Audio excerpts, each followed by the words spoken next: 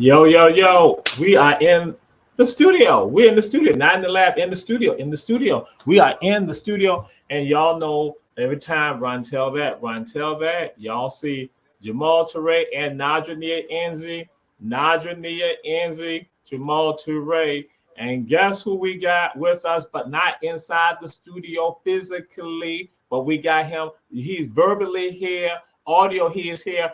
Who do we have with us? We got him on our bat phone, our Black Panther phone, our Scorpion phone, our Leo phone, our Aries phone. Who we got on the phone with us today? The one and only Nadra Enzi. Peace, peace to the community and the universal family. Bam. Captain Black, Captain Black. Down there in New Orleans, making things happen in New Orleans. Our brother right here, who from the Port City now transferred over to New Orleans right there. He back in the Big Easy, all other stuff like that, doing things, French Quarter, all that right there. Shay, baby, Shay. Yeah, Nadra Enzi in the house. And so we having some fun right now. We're having some fun, some enjoyment. And what's going on? We got a serious topic. That's why I'm like, hey, I got to have somebody who I can have a serious conversation with, somebody who we have conversations with like this all the time that you all need to know about. This is Run Tell That. As always, Run Tell That. We say share, share, share on our Black media. And Brother Nadra Enzi and myself, what we're going to be talking about, and for you all to also not engage in, also send your comments, other stuff via Facebook and also through YouTube. And what it is about, Black lives still matter. Black lives still matter. Black lives still matter. We're not talking about an organization. We're talking about philosophy. See, some of us get caught into the organization. I ain't talking about the organization. Black lives matter long before the organization. Understand that. Understand that. Black lives have mattered since the very time Africans were brought here into the Americas. Black lives have mattered and still matter today. And it's getting insane today. So again, we got a 14-year-old who is in Columbia, South Carolina, who is trying to get away from some individuals out of their store and is shot in the back. That person felt that they could just go shoot somebody in the back like it was nothing to it, shooting them in the back after having done something like that before. Then now we have someone, a mother being, and some of y'all say y'all are mother bears, y'all mother bears that y'all gonna take care of y'all cubs. Y'all are lionesses that are gonna take care of your cub. You're gonna make sure you take care of your cubs. So here goes somebody who's being a responsible parent, now taking care of their child, and they are killed. Then we have someone, because again, it's a range of things we're gonna throw out there and have a conversation about, and gonna be even some more we're gonna explore. That now what happens is this, that you then have people that you all see on television, you see on social media, you see out there on the screen, and they then go and get mad with regards to the shootings that are occurring amongst African Americans. And that's saying that the leftist media and the Black community are not saying anything about it. I'm like, fool, there's more to it than that. And you are just as bad. You're part of the god doggone media. You're part of the media. And now, and what you're doing right now is spreading that bad information. So, Brother Nadra, what is your thoughts with regards to Black lives still mattering? Hey, brother, let's be very candid. We're only in Generation X, our generation's lifetimes, emerging out of American apartheid. So to presume that violent racist tendencies are not still alive and well in the social software would be foolhardy. I grieve all these instances, let me say that firstly, but I'm not surprised.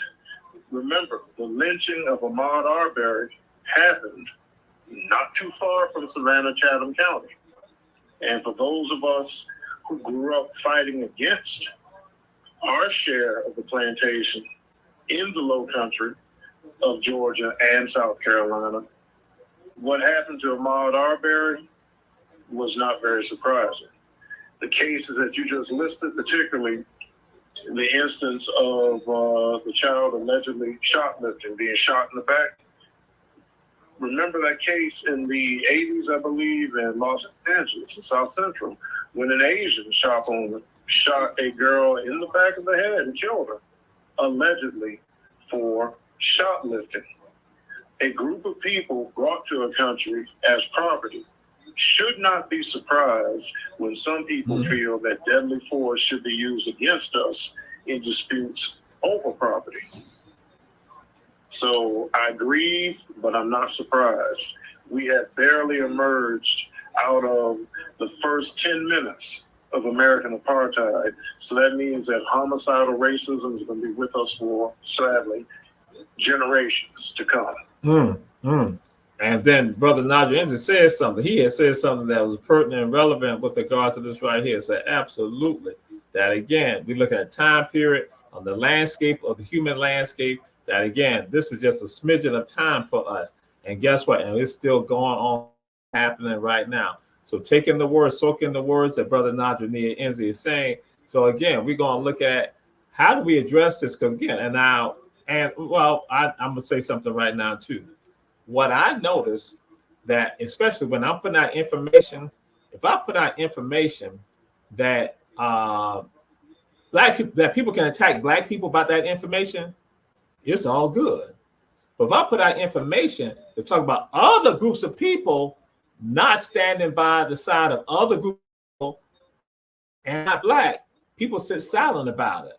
So anytime I look at this, I assess this right here. I say now if I put out something with regards to questioning values and behaviors of individuals, and they might fit within a certain category, and I'm gonna say like with regards to LGBTQ people, that then if it's a black person who said make a comment about it, and it may be a legitimate point, but not about the person's sexual orientation or anything like that, but it's just with regards to that person's character, just like if somebody is straight or heterosexual.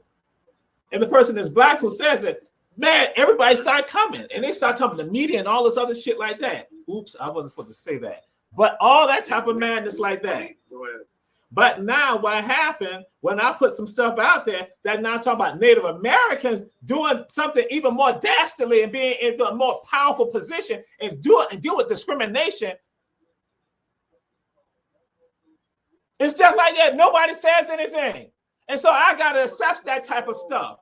I got to assess that type of stuff and say, why is it that when black people, one of the most oppressed groups in this country right here, if not the most oppressed group at all, because we talk about Native Americans, and I understand, and I get into it, I tell people about universal justice, I understand all that, I deal with that, but I'm like saying, here you go, everybody oppressed us. Everybody had a hand in this right here, but now when we going to talk about these other people, nobody says nothing about it. And I'm trying to say, when I go and say, why don't y'all have that same energy when I go and put something out there showing that here go 3 black boys going at another black boy causing harm to them, but nobody said that y'all have that same energy. So hell, black lives don't matter to y'all. It don't matter. So Nadra Enzi, I'm gonna let you go ahead and roll on, brother. But that's the point, brother. The Negro mentality has a white supremacist hierarchy. And in that hierarchy, you're not supposed to question whatever groups white people have created or whatever groups white people have placed ahead of us. And that programming runs very deeply. As long as you talk about black violence, and I tell people, it's interesting that we can talk about black violence, and I'm a safety creator, I'm a security consultant, I'm a safety advocate. But it's interesting how we can talk about black violence and black crime, and some are very comfortable with those terms. But if we talk about white violence or white nationalist violence or white supremacist violence, suddenly you will get this plurality of voices saying, oh, well, that's just made up. Oh, you're just being racist. Oh, you're just deflecting. The battle for preserving and making Black Lives Matter is not an either or proposition. It doesn't matter who the aggressor is. It only matters that he or she is intent on harming or degrading Black lives, whether it's a Negro carjacker or whether it's a white police officer, or even more sadly, a Black police officer with a white mentality. Or an Asian police officer, or a Latino, and that is a native Latino, or a Blanco Latino, a Euro Latino. Standing around George Floyd when he was murdered. That's right. You saw it. Officers, you had Asian officers there, and also you had white officers. Yeah. We have got to stop putting other people on a pedestal between our brain, between our ears. And that hierarchy that comes from being colonized says that everybody else has value and cannot be questioned except me.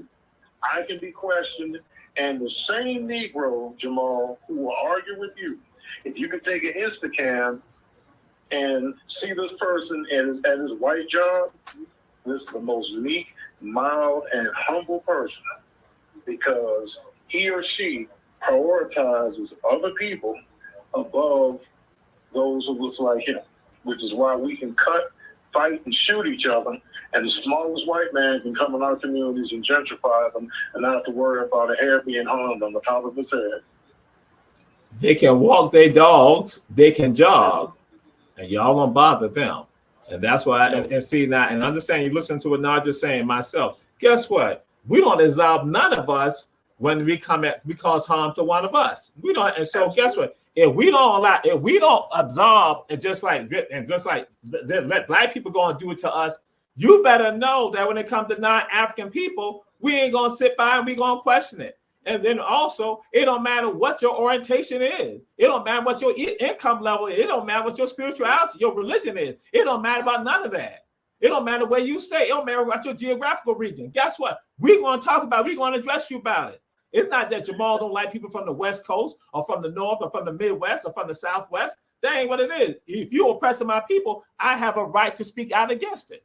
I have a right, and it doesn't matter where they are in the world. I have a right to speak out against the injustice against black people around the entire world. Because guess what? As an African, as a human being, I need to start at home first. I start at home first, and then I go to all other people. Because guess what? If I love me first, I can love other people. That's what humanity is. You don't love somebody else more than you love your own. And let me deconstruct another favorite narrative of mine, that the black community doesn't speak out when perpetrators are black. In a white media landscape, I can't tell you the number of candlelight vigils or marches or brothers literally patrolling communities that are not covered because white editors and white producers do not like black autonomy. They get very uncomfortable when they see black people trying to solve problems in our community. We do not control corporate media. So it's very good that we have social media platforms like this and others where we can upload our content showing our community standing up for itself against traitors, which is what I consider violent criminals in our community, traitors in our midst, as well as interlopers from outside of our community. Again, it's not an either or proposition. If you threaten black life, it doesn't matter what you look like or what your sexual orientation is or what your ideology is, we're coming for you because black life is sacred. In our generation, Generation X, the cry was no justice, no peace. During the Civil Rights Movement, a lot of people remember that iconic sign, I am a man. Every generation will have its own cry for our lives mattering. But the question always remains, are we fighting? Are we deprogramming? Are we standing for Black Lives Mattering? Or are we just participating in the slave road, be quite candid, handed down from generation to generation, where you're occasionally black when some big name on TV says something. You know, a whole bunch of Negroes pretended that they were just the blackest thing on earth after Obama served 2 terms. And then when Black Panther came out, and this isn't a diss, but I'm just saying, the Black Panther comic book character created by a man from Brooklyn who was not black, and that's not a critique, but it's awfully interesting that Negroes will get animated about that. But if you ask me who Kwame Ture was, somebody probably is closer to real Black Panther superheroes you're going to get. They don't know who he is. Or black. We have got to stop with, and I'm going way back to the 80s with this one, the petty Africisms. or we'll wear some jewelry or go to an event or see a movie. But when it's time to stand up for Black lives and show that you believe Black lives matter, you are inconsistent at best and too often immobile. Absolutely, brother. Absolutely. Absolutely. Yes. And that's what goes on. And that's how some of us function. And guess what? Those of us who love us, we look out for us. We stand up for us. We have no fear of us. We stand up. And other people sit back and they watch and see how some of us will not stand up. And they like that. And so Stephen A. Smith, and those of you who doubt the Stephen A. Smith mentality, talking about the leftist media or the left media, not he said leftist per se, but saying the left media, and then also with regard to the Black community. Guess what? You heard what Brother Nadra said. We don't control the media. So guess what? When you have that visual, when you have that candlelight visual, when you have the brothers out there doing stuff and it doesn't get reported, guess who's not reporting? The left and the right, both of them, and those in the center, not reporting. Both of them. It's not, because again, that's that again, I'm going to say that Republican madness, that Republican propaganda, talking about the left. But again, guess what? You got the right that does not doing it either. And then those in the center, all of them, and then a whole bunch of them don't look like us at all. Don't look like us at all. Left, right, and center on the plantation still means what? You're on a plantation. You heard Brother Nadra. Identify with ideologies that we do not control and do not honor us. And as a result, we arrive at conclusions that are totally toxic to our needs as a people. And it's awfully interesting that, yes, I feel that white liberals have colonized the Black community and we need to separate ourselves from them. But in saying that, I'm not drawing a false dichotomy where I'm going to place Kluxels, which is my nickname for white conservatives, on some pedestal and say that, well, no, we need to emulate the likes of Newt Gingrich, Vivek Ramaswamy, or Trump. We've got to get out of these false dichotomies. I am not left. I am not right. I'm Black. That is the center of my frame of reference and all my advocacy. My agency, my autonomy, my humanity. And then some people get afraid when you say something like that, like, oh, that means you hate somebody. I don't mean you hate anybody. You sort of start with loving yourself first. Again, you can't love anybody else if you don't love yourself, not unless you are a pet. If you are, even at times, a pet will still try to look out for itself. But if you are a pet, for other people, then yeah, okay, you're gonna love them more, you're gonna lick them more, but then your own not taken care of. That is insane. That is not human. Humans want to look out for themselves and enjoy themselves. Self-denial in Black people is something that we have to address one way or the other. If you don't buy post-traumatic slavery disorder, okay, fine. You need to listen to Shahrazad Ali. You need to look at Francis Cress Welsing. You might need to read some Amos Wilson. Or more contemporarily, listen to Dr. Umar. He makes a lot of great diagnoses on Black self-hatred.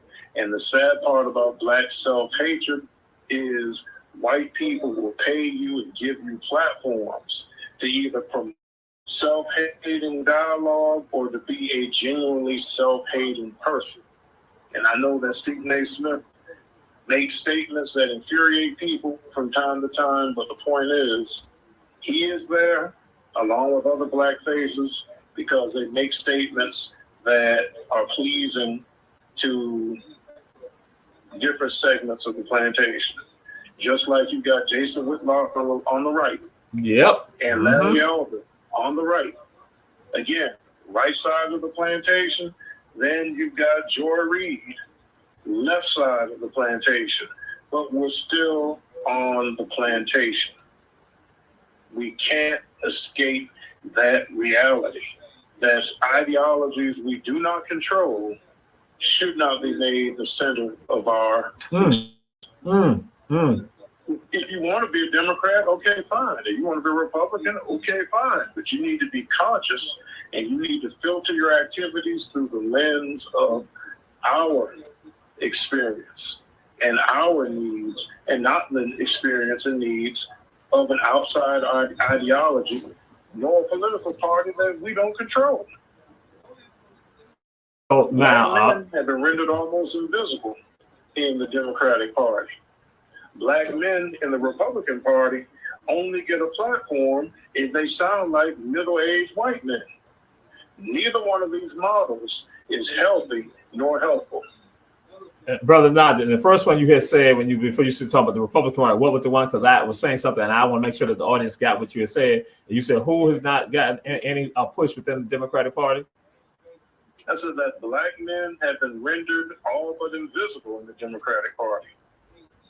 There is a concerted effort to mute black male voices in the Democratic Party, and in the Republican Party, the only black see are black men who sound like middle-aged white men from a country club somewhere, trying to promote a worldview more along the lines of the Andy Griffith Show and Mayberry than Good Times and the South Side of Chicago.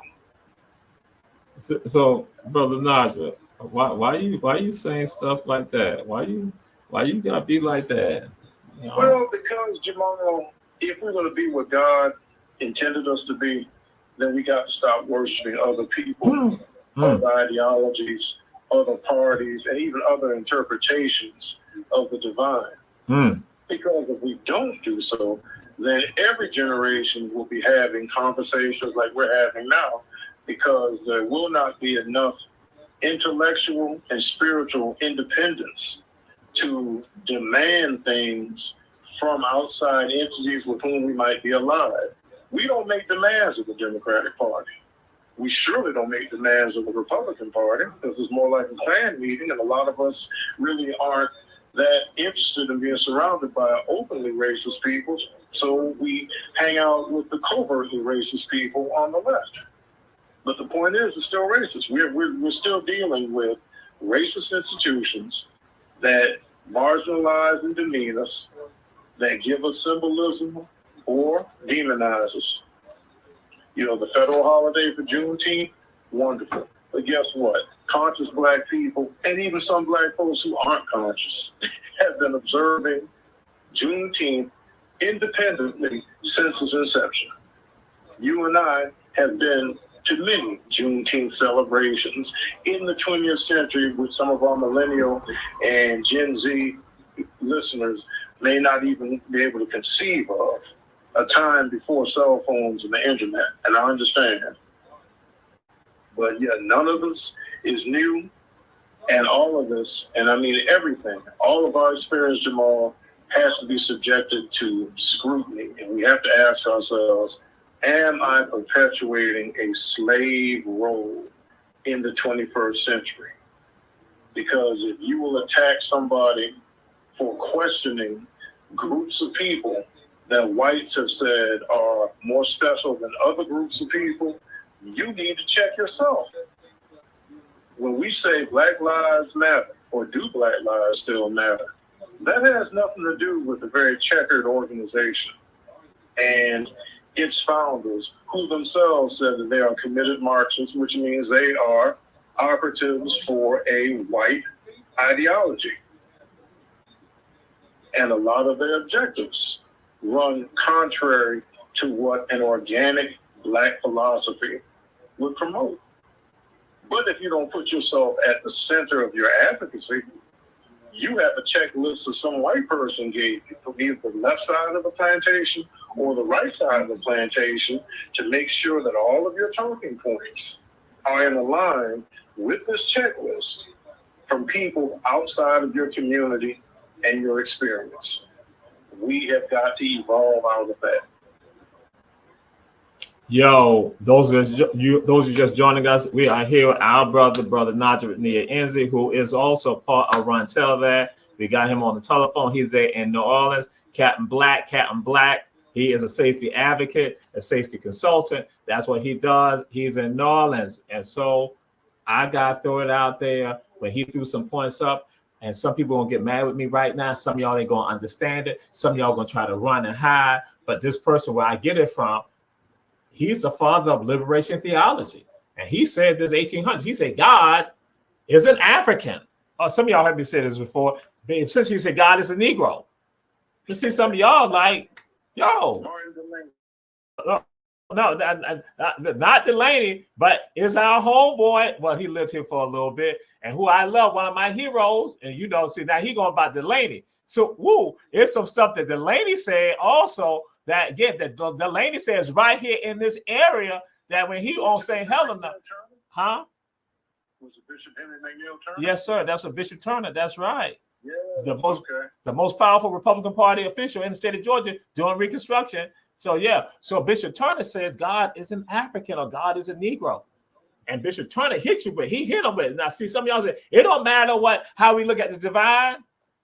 Bishop Turner was at ground zero, and he understood what the deal was, that black people were identifying the divine, the Most High, with other people and not themselves. That with anybody that is human, this will identify their higher power with themselves. So it ain't nothing wrong with that. If you think their higher power is a feminine form of who you are, yo, that is good. If you think the higher power is a male form, that is good. But again, you still identify with what looks like you. That's for anybody. So that's why Caucasian, Latino, Asian, Native, guess what? I'm cool with you about that because that's what you should be doing. Black folks have an issue with the God set, and that's again based on the knowledge thrown out there, how we have been trained, how we've been mistrained by other people. And so we fight one another about that. We fight and we advocate on behalf of these systems that are not helping us. But back to Turner when he goes and says that, because he's at ground zero. He's understanding how black folks were not praising the Most High. They were praising the people who held them in captivity. When they get out of captivity and not have freedom, they are still identifying the Most High with these people who held them in captivity. So now they only have to physically have them. They see the images painted on their walls in books and other things like that they call scripture. So now they're being hit by all of this right here. And Turner's not saying all people on the planet. That's what he says. All people on the planet identify God with themselves except for the Negro. He says, as long as the Negro think that God is white, they shall always think that the devil is black and think that they favor the devil. That's what this devilish behavior comes in, huh? And as we go forward today, think about it. It's very difficult for many black Christians to summon the courage that Martin Luther King did and all of his pastors who stood with him, because in many people's households, on your wall may have been John F. Kennedy, Robert Kennedy, MLK, and then a blonde-haired, blue-eyed approximation of Jesus. If you become an Orthodox Muslim, it's possible that some of you may feel, well, I need to identify with the Arabs, even though the prophet of Orthodox Islam said that Bilal, the black man from whom the call to prayer was first uttered, his footsteps are in paradise ahead of him. You know, the self-negation that has impacted black people is in every culture, every religion. And as science keeps revealing more and more, the first or among the first adherents of many major world philosophies and religions were black people. And if that type of understanding was at the center of our interactions with other populations, then you would not have had the slavery and the ongoing discrimination that you have even unto this day. Accept your own and be yourself is what Honorable Elijah Muhammad said. The black man is the original man, the Honorable Elijah Muhammad told us. People laughed, but the joke was on them when white scholars had to confirm that, yeah, he was right. We have to place ourselves at the center of our experience and stop thinking that being a flunky for other ethnicities brings you closer to God, because it doesn't. And we said to y'all, share. Checking out the show, Brother Nadra Enzi. And guess what? When Honorable Elijah Muhammad is saying this, you got Louis Leakey right there in the Olduvai Gorge, right there in East Africa, basically showing you Lucy. So right there is hitting you right there. The information is being put right there, but some of y'all want to reject it. Y'all hate it. Y'all say it was hate. You know, no, it's not. It's about love. is loving oneself. And so anybody that go articulate that those lies like that, you need to crucify them. You need to cut them off. You need to punish them for putting out the lies. Because guess what? We said again, truth has arrived. Falsehood must perish. Falsehood by its very nature is bound to perish. That's your job, to make sure that falsehood will perish, not to maintain the lies. But oh no, you maintain the lies. Why? To continue the system of oppression. And you buy into it. You again the machine of hatred. So now we got Bishop Turner out the way. Bishop Turner got out the way because now I said he is called the father of liberation theology. It's not James Cone and other people some of y'all talk about right now. It is Turner. Turner is a powerful figure. Turner resonates in the AME church and then expands outside the AME church. That Turner is so powerful with the gospel that even Victoria, the Queen of England, gave him a bell to say, thank you for the work that you're doing in my colonies. So here goes Caucasian women understand the power of him when he's trying to empower black people, not trying, when he's empowering black people around the entire world. But one point. So now I'm going to throw something out there that Nadra threw it out there. He has said that people say they're Marxists. Again, oh my God, wait a minute. It seemed like they were like talking that liberal type stuff now, you know, but now they're going to talk about Marxism. So what type of people are they? What type of people is Jamal and Nadra? That now we talk about the Marxist people. Guess what? Y'all talking about Marx. Guess what? His brother Nadra has said, and many other brothers going to say, why can't you be an Nkrumah? Why you can't be an Nkrumah? Woo, wait a minute. Y'all probably say, who is that? Osagie, man, Kwame Nkrumah? The first president of Ghana, the first liberated nation on the African continent after colonialism. Hey, why can't you be an Nkrumah? Who went to school right here in the United States? Who's from Ghana, but went to school right here in the United States. And for some of y'all, he was a great Sigma man too. You know, Blue Phi. I'm not Blue Phi, but he Blue Phi Beta Sigma. Yeah, Nkrumahs. So again, why can't you be an Nkrumah? But you ain't think about that. And so it say communism. We don't say communism. We say communalism. Oh my God. Y'all conscious people, y'all talk about communalism all the time, but y'all ain't understand the level of that. That is African communalism. Communalism, that's us. Pan-African socialism, consciousism, Pan-African nationalism, Black nationalism, communal models that far predate the creation of the European brand of socialism or communism.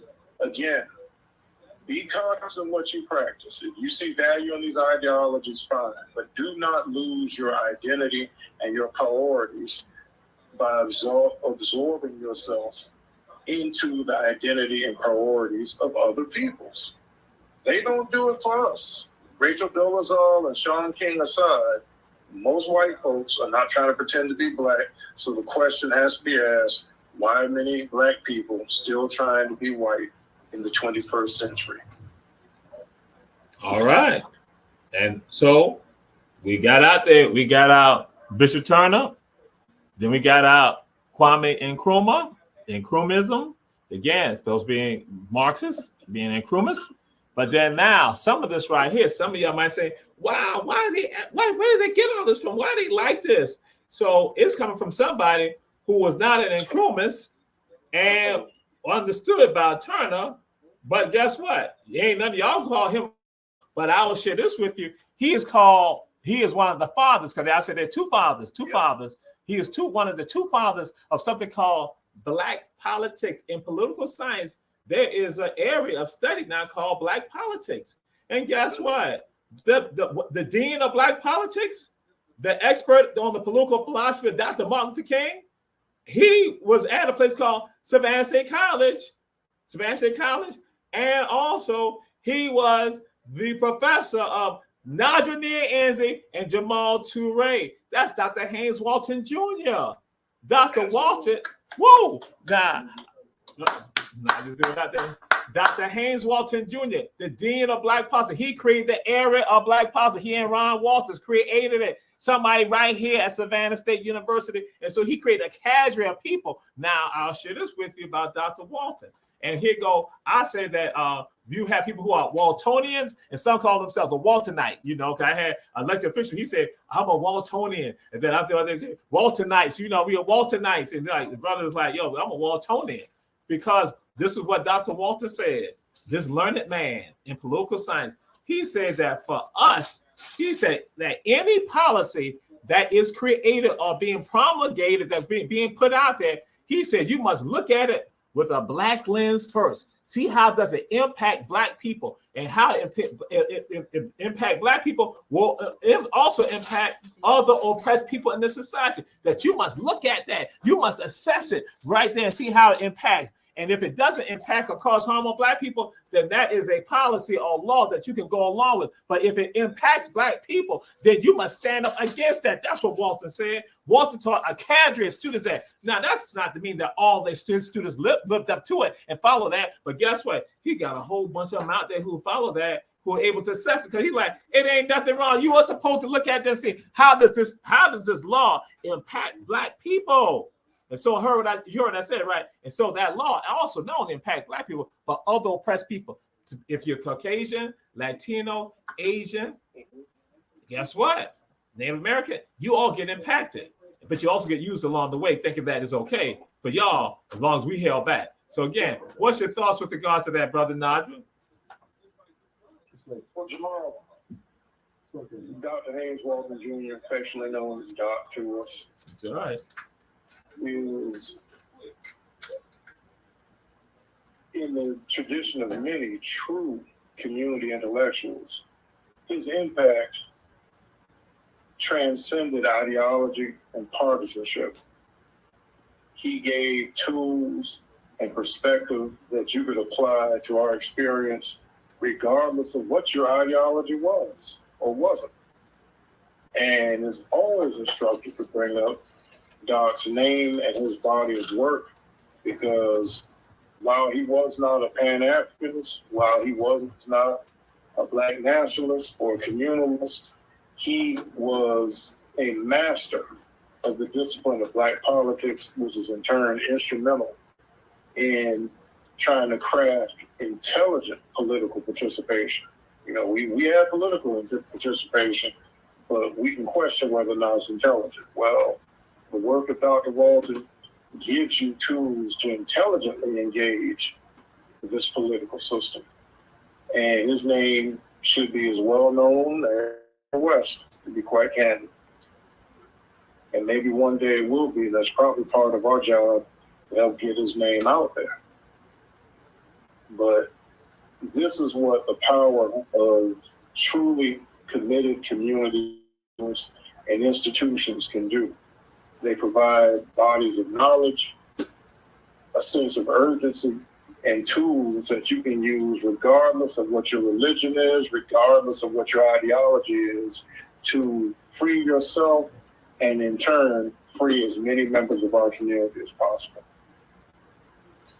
And you heard what Nadra has shared, that again, Walton is not Pan-African. Walton just wanted to make sure that you had clear-cut policies that will benefit everyone. And he called stuff out. He laid it to us on the line. He put it on the line. He didn't mince his words. He put it out there.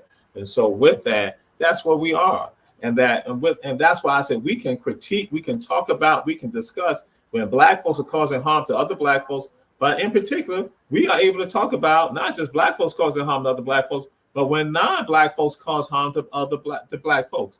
We have a right to do that. We have a commitment to do that. We have an obligation to do that. So do Black lives matter? Yes, they still matter. And again, it's not about an organization. It is about the philosophy of respecting our humanity. And I'm going to tell us our Africanity. And so again, that's what we got going on. We say to y'all, share, share, share. We got Brother Nadra Enzi, a part of Run Tell That. He's on the phone. He's down there in New Orleans. He's in New Orleans, right there doing the thing down there. And so, Brother Nadra Enzi, how must we deal with helping our people to heal? Because that's, again, when we look at, because again, we can talk about issues, but y'all know how we function. We also need to talk about solutions. What are the things that people need to do? What are some of your solutions with regards to us? Definitely engaging platforms like this where you can get, again, tools and a body of knowledge that you can take and incorporate in your own life. Seeking out organizations that are actively engaged in this work. And somebody else I was going to mention, Chairman Omali Yeshitela. Okay. Of the Uhuru movement. Okay. You know, okay. Groups like that, where you're seeing organized Pan-African or Black Centered, however you want to call it, effort, peacekeepers, started by Captain Dennis Muhammad of the Nation of Islam, but open to all Black men and women, regardless of faith or affiliation.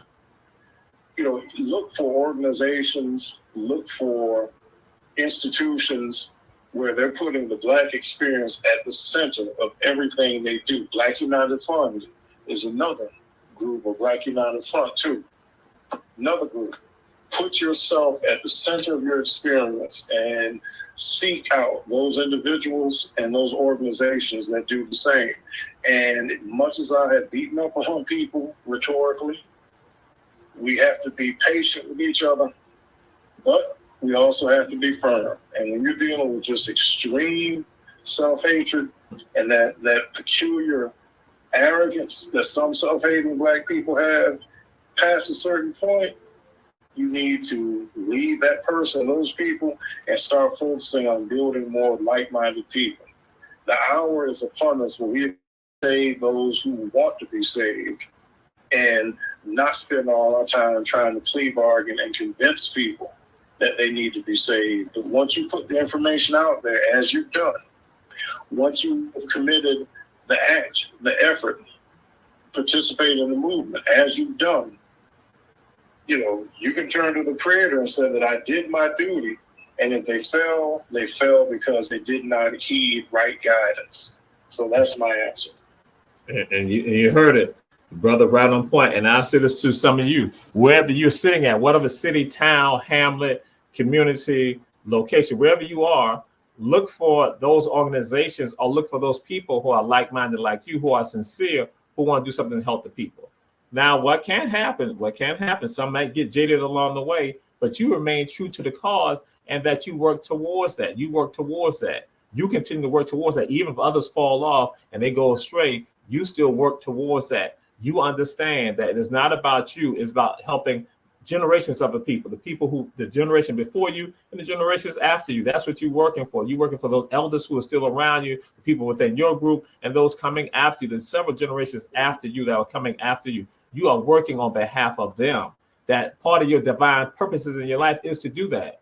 It is for you to be an agent of change, an agent to help bring about a better world. That is what we're talking about, a better world. And so, again, as I shared with y'all early on, and it should start at home first. Then you go out. Don't go build somebody else a mansion when you got the tools to build a mansion for yourself. And you even have, in fact, greater tools to build a greater mansion for yourself. But you don't do that because now you're going to give everything up to somebody outside of you. And they are all taken care of and they are secure. But your own children have not even a shed to stand under when there's a storm.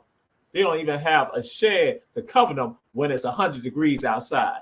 They have nothing. So now it is time for us to be the ones that will stand up and speak out. And that is nothing wrong with you standing up and speaking out. That some of us sit silent. And I tell people again, y'all have heard me say this before. Good people sit silent. And guess what? Then you see a bunch of pain happen to a collective group of people. And that this is what this is about.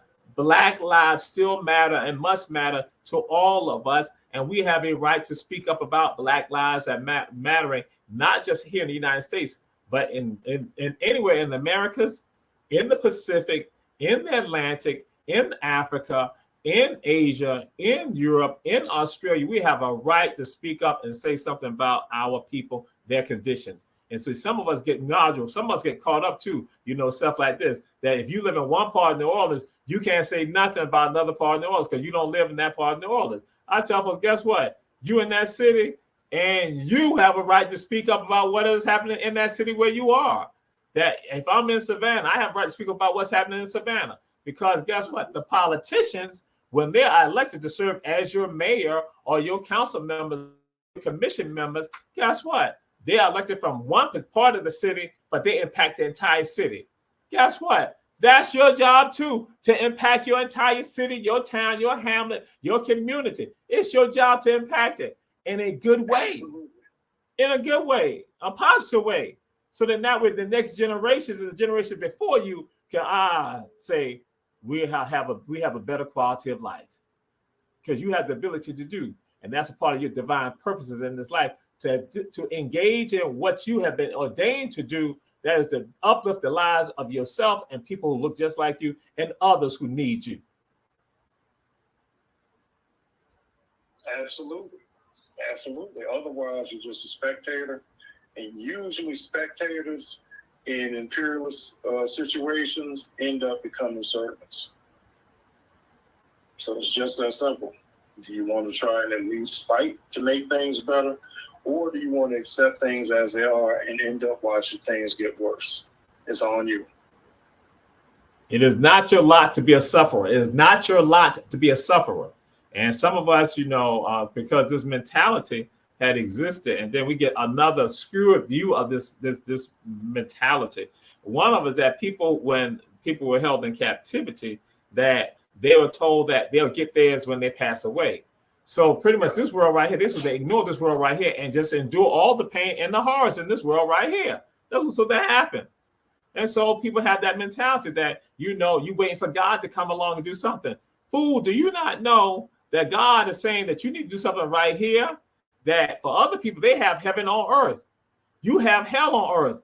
No, your job is to have heaven on earth also. It's not just for one group of people. It's for you to have heaven on earth also. That hell no, am I supposed to have hell on earth for me and my kind? No, I'm supposed to have heaven. And that's my job to do that. And collectively, we must be about that. And then we do that collectively. When I say for all people, especially people who are oppressed, people have been torn asunder, that's our job to ensure that, because that's a part of my divine purposes in my life. Because again, I don't just have one purpose in my life. I have divine purposes in my life. There are lives that I'm supposed to be touching, and some lives that I'll never know that I touched, but it's been based on my action or some deed that I engaged in. That's what we sort of be about. But some of us, again, like I say, we live in fear. We live in absolute fear. We live in fear of man and woman, and we don't love God. I tell folks I love God, so that's why I don't have fear of man or woman.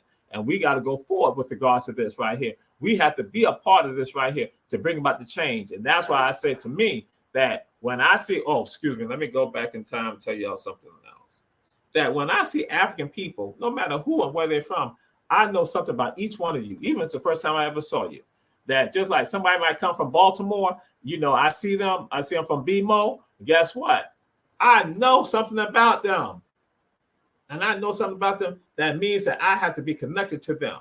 They may not realize it, because guess what? I know that when I see that person who is from the Americas, here I just said America, I ain't just say United States, I said Americas, from Canada down to Argentina, and they have African descent, I know something about them because I know that somebody in their family survived like somebody in my family survived.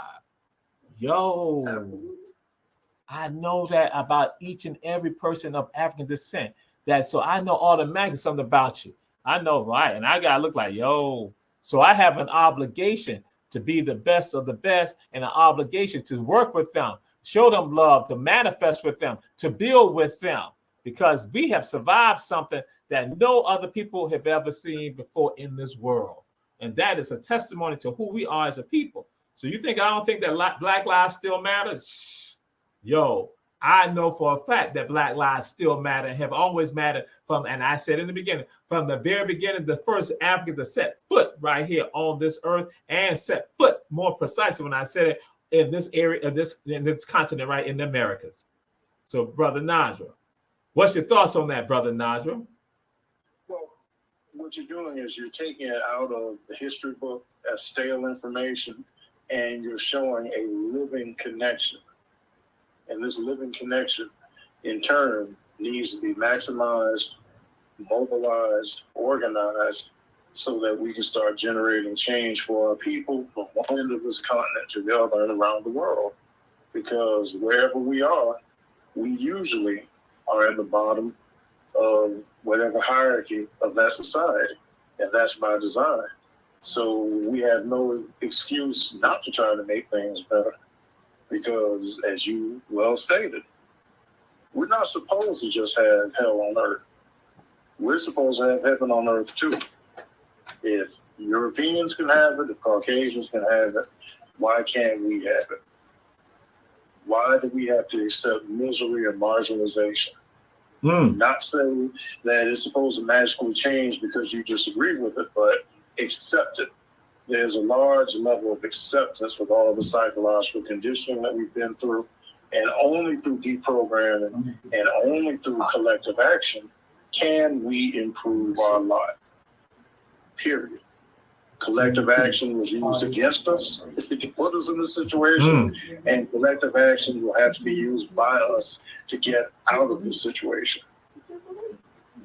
And we have the tools to basically bring it back, make it happen just like that. But when they got in you, and when they got you mistrained, and miseducated, you don't even realize you're using the tools. This very platform right here, having social media, having all this right here, that is one of the vehicles for us to have liberation, for us to transmit information. That's why we do what we do. And again, that's what we say to y'all, share, so others can get this information. And like I say, that with regards to that, to show you how some of us function, because again, collectively, people came against us, and collectively we can come and we can combat it collectively by putting it out there and showing the love and not having the envy and the jealousy. Because, like for example, we have people who come from the Chesapeake Bay area, Virginia. We have people coming from Maryland, and they tend to think that they got the best crab cakes and stuff like that. They think they got the best seafood when it comes to crabs and stuff like that. Or you got people in New Orleans who think they got the best gumbo and stuff like that. When we know for a fact the best gumbo and the best crabs is right here in Carolina and Georgia. We know that. But then I just go and say, guess what? It's because they have been mistrained and miseducated with regards to this. Now, there is the need for a rousing debate, as you can imagine. Who has the best crab cakes? Who has the best gumbo? Mr. Jamal, you're trying to cause trouble in the community. What? Excuse them why? Whatever language you use to make the response, yes. But all joking aside, the mistraining and the miseducation is why we're in the fix we're at. Because no, there's not a white person assigned to every black person to make sure we don't do anything autonomous. But there is a mindset that has been assigned to our captive culture that has many of us acting in a manner that is not beneficial to our collective good. Right. And the only solution for miseducation and mistraining is proper education and proper training. That's right. And not being afraid of it. And that's why, again, it becomes crucial, it becomes important with regards to that. And so, Brother Nadra, we're going to be close us out with any insight that you want the people to have, anything else you think the folks need to have. And then I'll just finish up with a little word. But again, Brother Nadra Enzi, Captain Black, again, advocate for safety, protection, and respect of ourselves, of our humanity. If you do not know self, you will not love self, you will not defend self, you will not uplift self. Every other group does this. Doesn't mean everybody in those groups do it, but enough people do it so that that group is oftentimes in a good position. We have got to do the same. And in doing so, because of all the resources available now, if you research, it's not necessary for you to sign up and join a particular group or a particular Black-centered religion in order to get the tools and the body of knowledge to help liberate yourself and those around you. If you do not know self, you will not love self, you will not defend self, and you will not uplift self. My hope is that you will. Thank you. All right. And so this has been Brother Nadra Enzi, a part of Run Tell That. And so he's in New Orleans. And so I got to close us out. Nadra's not here. And so I'm not going to bother Nadra about this, but y'all know how we do. But then we got to add another little element to this right here, because I put some things out there earlier, not earlier, just a few minutes ago. And so just like something called jollof rice, some chebien. Now, who got the best chebien or jollof rice and stuff like that? Because they had some little competition about it. You got people in Nigeria say they got the best. People in Sierra Leone say they got the best. People in Ghana say they got the best. People from Sierra Leone say they got the best.